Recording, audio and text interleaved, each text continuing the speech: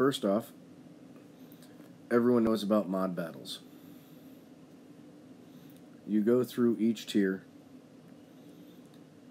and it unlocks a certain type of mod. Easy, right? Sure.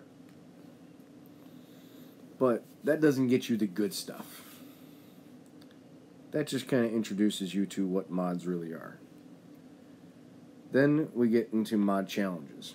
This is where the fun begins. The easiest 5-star mods to get are health mods. You can use any character that you want. As you can see, I've 3-starred the max tier, tier 3 for 5-star or higher. Most useful mod you can get. Defense mods. Jedi only. Easy to get. However, the bonus you get from defense by itself compared to what you can get from some of these other sets are much less. Crit damage mods. Those are the ones I'm working on now. The last one I have to unlock. They're much more difficult and probably the hardest. Critical chance mods. Again, 5-star, 3rd tier. Doesn't matter about tier 1 and tier 2 because we want the 4 and 5-star mods. Tenacity. Rebels only.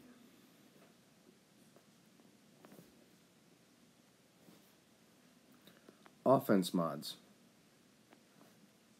First Order.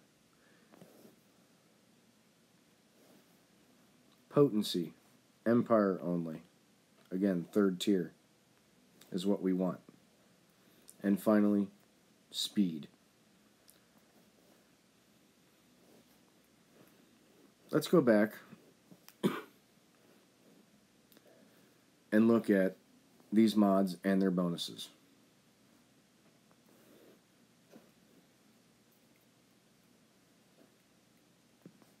Crit chance mods.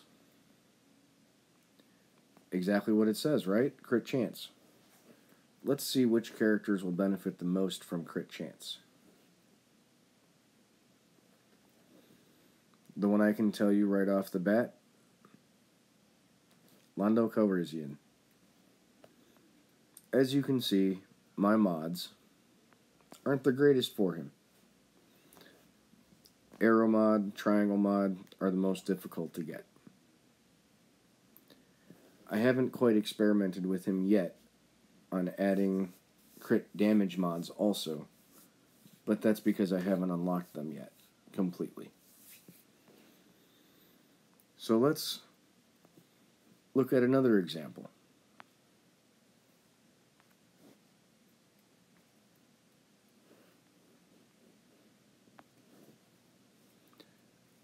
Everyone should have health mods unlocked. If you've gone for Yoda, everyone should have defense mods unlocked. If you can do the max tier of Credit Heist, you should have crit chance mods unlocked.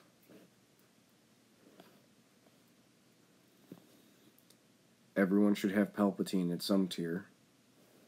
You can get your Tenacity mods. If you're looking for the BB-8 event, you should have a First Order squad. You can get offense mods. Potency. You need Empire. So if you're farming for the R2-D2 event, you can also get potency mods. And finally, the second hardest one to get is speed mods for Resistance.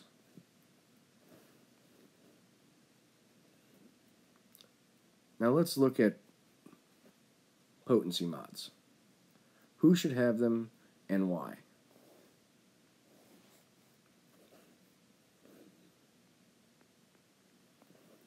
One that comes to mind, Darth Vader. Thanks to EA giving us all Zeta material, everyone should have a Zader, which is just giving his leadership ability the last tier. As you can see, all of his mods are potency, because we want that Force Crush debuff to always hit.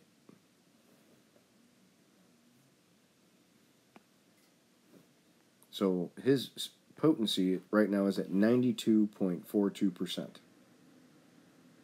Increases the chance to apply detrimental effects to opponents. What is a detrimental effect?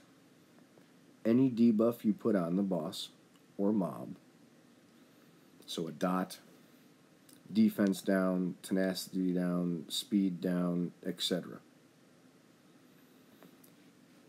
Taking away turn meter.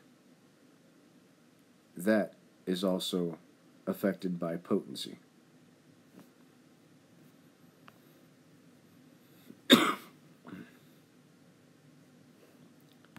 So if we're looking at someone that's taking away turn meter, such as Jyn Erso,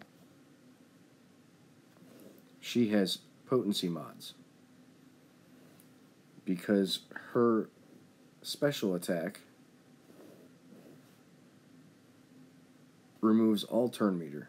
You want to max that out, because then you gain turn meter equal to the amount removed. So if you remove 100% turn meter, you get to take a second turn, and now that ability is off of cooldown for your next normal turn.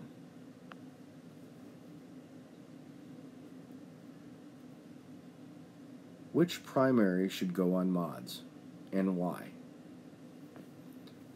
Now, I have horrible luck getting arrows with a primary of speed.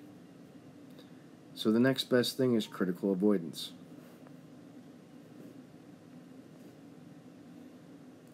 Triangle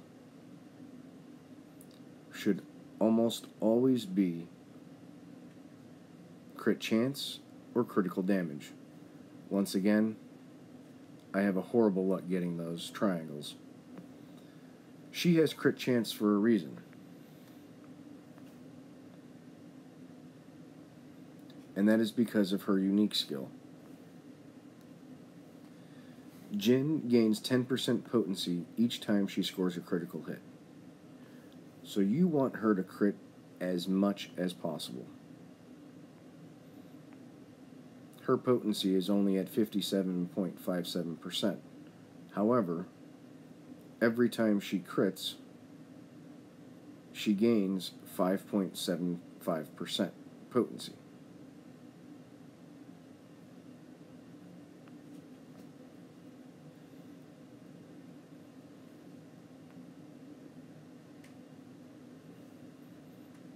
Here's a character that I used to have all potency mods on before I got him to gear level 11. Qui-Gon Jinn. You want to max out his quick strike, because that has a 65% chance to gain 30% turn meter and a 65% chance to remove 30% of the target's turn meter. Great ability for a Rancor squad.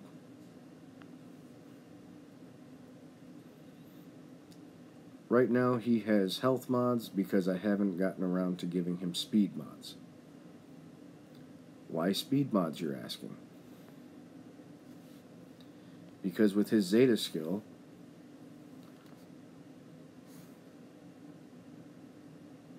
you gain offense equal to 3 times their speed. So you want them to have as much speed as possible with a Qui-Gon lead.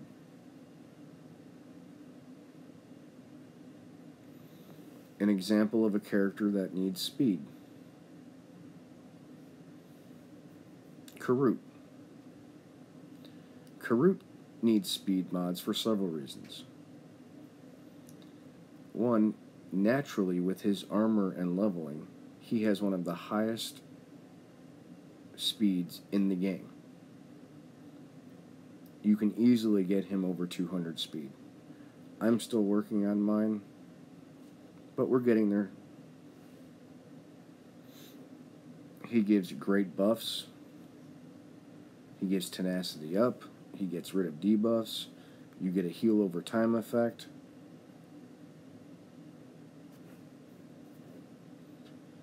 An all-around great character to have. Also one of the harder ones to farm, just like Jyn. Commander Skywalker. Potency. A lot of people put crit damage and crit chance on him. I use potency because he already does a lot of damage.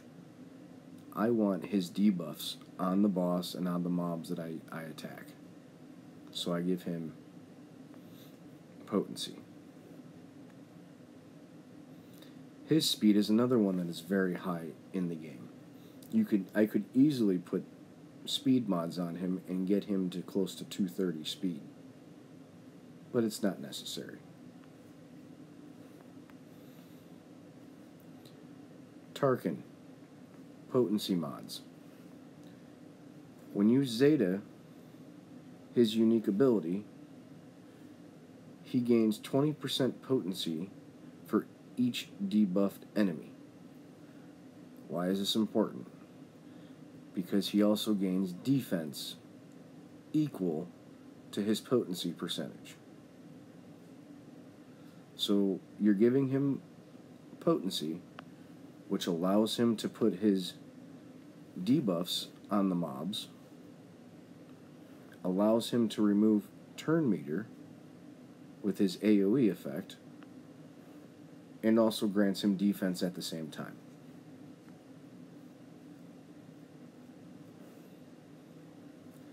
Wedge. I need to upgrade some of his mods still to 5-star, and he doesn't have the greatest primary stats yet. But I chose offense mods for him instead of crit damage mods because offense mods affect both of his attacks. Whether it's a non-crit or a crit, it's still increased. I'll be doing an experiment with crit damage and get back to you to see if I like that damage better. But as it stands now, I like him with his current mod setup.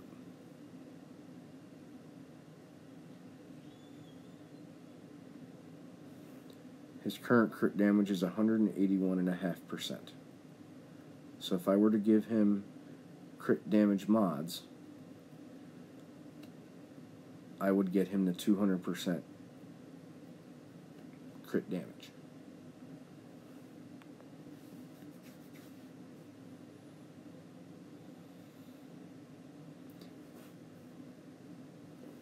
R2-D2 has potency and health, because with his Zetas,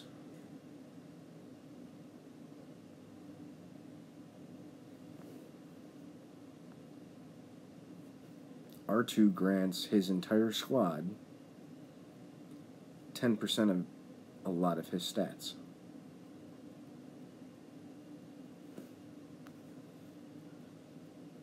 He also puts the fire debuff down,